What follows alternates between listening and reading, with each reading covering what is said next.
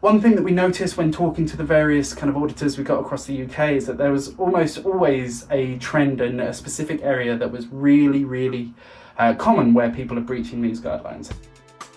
Hi everyone, and welcome to episode 3 of Compliance Matters with me, Sam Hollyman, the Compliance Director at Greenlight Sites. So before I get started, I did just want to say a huge thank you to everyone who's actually watching these. But also, it's worth noting on a personal level, I just want to say thank you for giving me a reason to actually trim the beard during lockdown.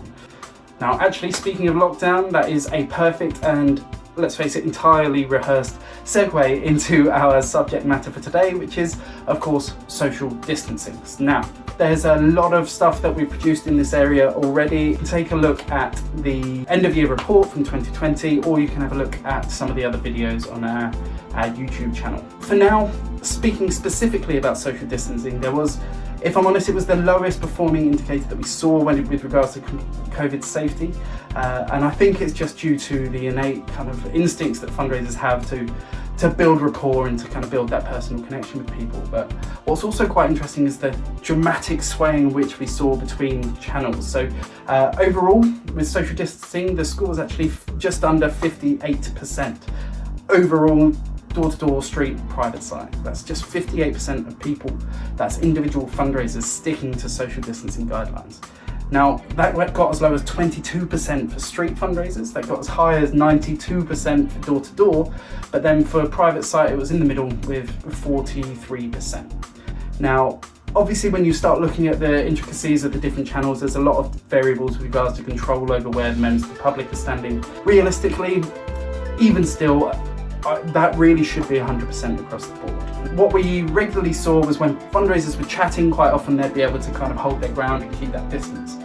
But then whilst they're kind of finishing their dialogue or their pitch and getting that amazing yes, everything got focused on gaining that donation. Now, part of the sign-up process when I was trained back kind of quite a few years ago, it was certainly all about making sure that you're making that member of the public part of the process. So what fundraisers instinctively do is they'll step in.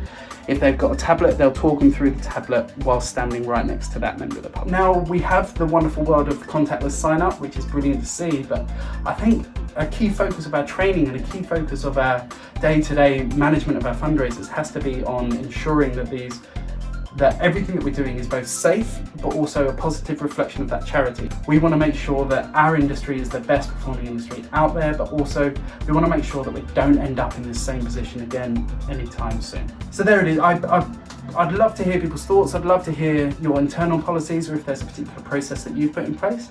But ultimately, the key thing is that get that message out there for fundraisers to stay safe. Whether it's with us or not, we want to make sure everyone is aware of what's happening on the field. So obviously, I'm incredibly biased, but the key thing is we're all going to come to that crossroad moment where we have to determine, are we going to go out and invest and look at prioritizing compliance and monitoring? And obviously, I'm here to tell you that catchphrase. I'm here to say when you come to that crossroads, please take the green light path. Thank you so much for your time, guys. Really appreciate it.